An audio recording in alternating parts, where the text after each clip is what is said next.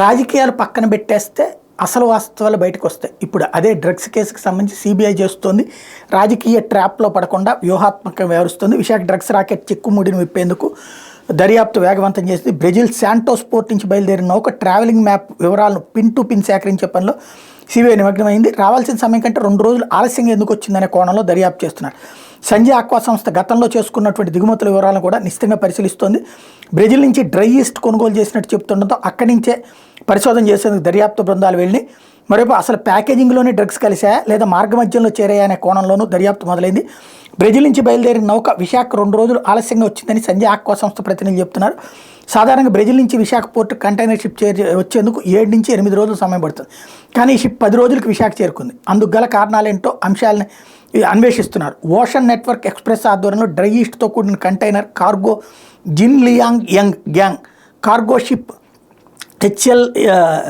హెచ్హెచ్ఎల్ఏ container terminal నుంచి మార్చి 6న తేదీ మధ్యాహ్నం 12:10 గంటలకు బయలుదేరింది. అక్కడి నుంచి షెడ్యూలింగ్ ప్రకారం ఈజిప్ట్లోని డామిట్టా కంటైనర్ టెర్మినల్కి, ఆ తర్వాత సూయజ్ కెనాల్లో బెర్తింగ్ కావాల్సింది.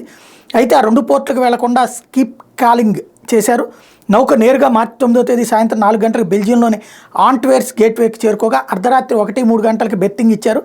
10వ తేదీ రాత్రి 9:43 గంటలకు నౌక తిరిగి అక్కడి నుంచి బయలుదేరింది. డాట్లాంటిక్లోని సిఎన్ఎం టెర్మినల్కి 11వ తేదీ వేకుజాము 4 గంటలకు చేరుకుని 12వ తేదీ సాయంత్రం 4:35 గంటలకు బయలుదేరింది. అక్కడ నుండి కొలంబో పోర్టుకి 13వ తేదీ మధ్యాహ్నం 3:30 గంటలకు చేరుకుంటే రాత్రి 10:27 గంటలకు తిరిగి బయలుదేరింది. విశాఖ కంటైనర్ టెర్మినల్ 2కి 16వ తేదీ సాయంత్రం 5:30 గంటలకు వచ్చింది. అదే రోజు రాత్రి 8:55 గంటలకి నౌకకి బెర్తింగ్ ఇచ్చారు. కొలంబో నుంచి విశాఖకు వచ్చేందుకు నౌకలకు 3 రోజుల సమయం పడుతుంది. అంటే ఆ నౌక నిర్ణీత సమయంలోనే చేరుకుంది. మరి బ్రెజిల్ నుంచి కొలంబో వచ్చే మార్గంలో సీల్ ట్యాంపరింగ్ ఏమైనా జరిగిందనే కోణంలోనూ సిబిఐ దర్యాప్తు చేస్తుంది. 2 పోర్టులకు వెళ్లకుండా నౌకను ఎందుకు దారి మళ్లించారనే విషయంపైన ఆరాధిస్తున్నారు. 2 పోర్టులకు వెళ్లకుండా నేరుగా వచ్చినప్పుడు 2 రోజులు ఎందుకు ఆలస్యమైందన్న అంశం మీద కూడా సమాచారం సేకరిస్తున్నారు. సంజయ్ ఆక్వా సంస్థ ప్రతినిధులు కాల్ డేటాను విశ్లేషిస్తున్న సిబిఐ బృందం ఎవరెవరికి కాల్స్ వెళ్ళాయి, ఏ ప్రాంతాలకు వెళ్ళాయనే సమాచారాన్ని ఇప్పటికే సేకరించి ఫోన్ నెంబర్ల ఆధారంగా వివరాలు సేకరించేందుకు 2 బృందాలను ఏర్పాటు చేసింది. బ్రెజిల్లో డ్రై ఈస్ట్ ఆర్డర్ చేసిన సంస్థ దగ్గర నుంచి శాంటోస్, బెల్జియం, డాట్లాంటిక్, కొలంబో పోర్టులకు వెళ్ళి షిప్ బెర్తింగ్ సమయంలో నిక్షిప్తమైన సీసీటీవీ ఫుటేజీని సేకరించాలని భావిస్తున్నారు.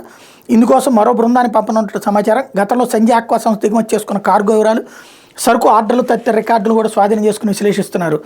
డ్రగ్స్ అవశేషాలతో వచ్చిన కంటైనర్ని విశాఖ కంటైనర్ టెర్మినల్లోనే ప్రస్తుతానికి భద్రపరిచారు.